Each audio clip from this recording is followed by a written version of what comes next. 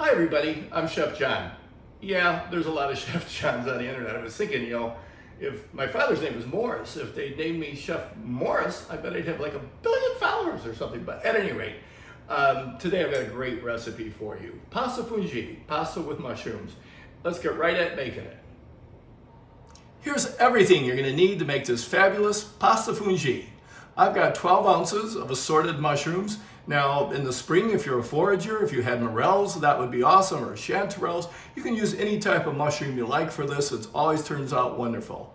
I've got 3 or 4 ounces of diced pancetta, or you could leave out the beet totally if you're a vegetarian. But today I'm starting with 4 ounces of diced pancetta. I've got a half of a red onion that's rough chopped. I've got about 6 or 7 leaves of sage and 2 stalks of rosemary that I've minced up finely. A half a teaspoon of red pepper flakes, 3 tablespoons of minced garlic, a little bit of parm for the end, and you'll need salt, pepper, and extra virgin olive oil. So I've got a big pot of water on my back burner coming to a boil. In just a few minutes before that comes to a boil, I'm adding a good 5 tablespoons of olive oil to my pan. And the thing I'm trying to do here is time this so the sauce is done just before the pasta is. So we're gonna let that olive oil come to a shimmer so we can see that it's heated up. So now that olive oil has come up to heat, I've just added the pancetta. And we're just gonna cook this till it's soft and nice, rendered some of that fat, and then we're gonna remove it from the pan.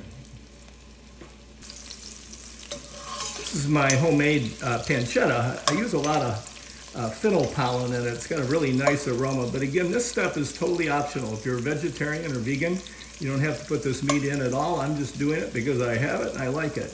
Lately, I have been making this a lot with black pepper bacon that I make here at home.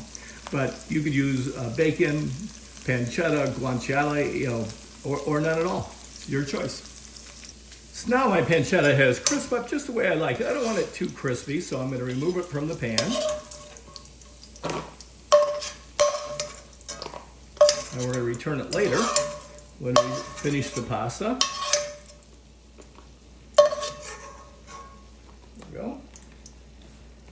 I'm going to go ahead and add my onions.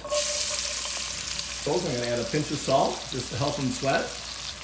And now my salted water has come to a boil, so I can get my pasta started. This is a recipe for 2 people, 2 good eaters. And so I'm going to use about a half a pound of pasta here. So it's been about 3 minutes, and I'm going to go ahead and I'm going to add my herbs, 2 tablespoons of fresh minced garlic, my half teaspoon of red pepper flakes. Stir that around for about a minute. And add my mushrooms. I'm going to add a little more olive oil because these mushrooms just soak up the oil. Remember to stir your pasta. Make sure it doesn't stick.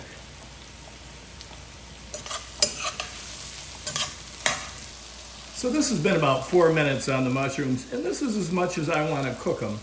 So as anticipated, they're done before the pasta is, which is the way I want it.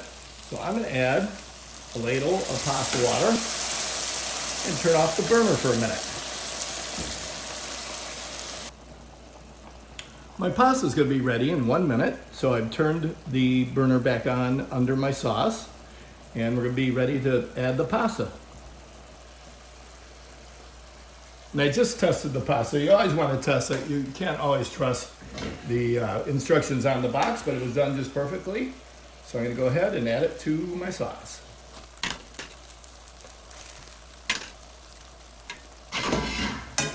Let's stir that all up.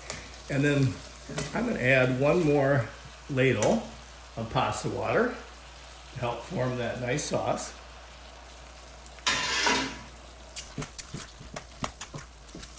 I'm going to add my pancetta back in. Oh my God, this looks good. Now I have to taste for salt and pepper. Needs a little bit of both.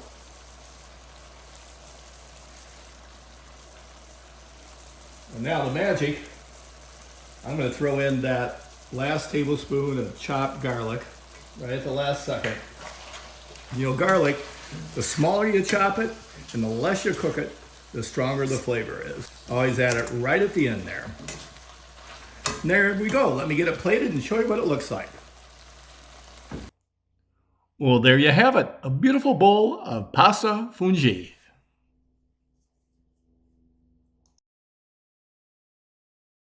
Hey friends, thanks again for watching another semi-exciting episode of Scratch Cook with John. I sure appreciate you watching. Hey, you gotta make this recipe. It is so good, honest. You'll just trust me on this one. Hey, I've got a bunch of new videos coming up at you in the next few days. Next one coming up is how to make your own homemade bacon. I don't know if you've ever done it before, but it's so easy you won't believe it. So stay tuned to the channel and we'll see you again soon.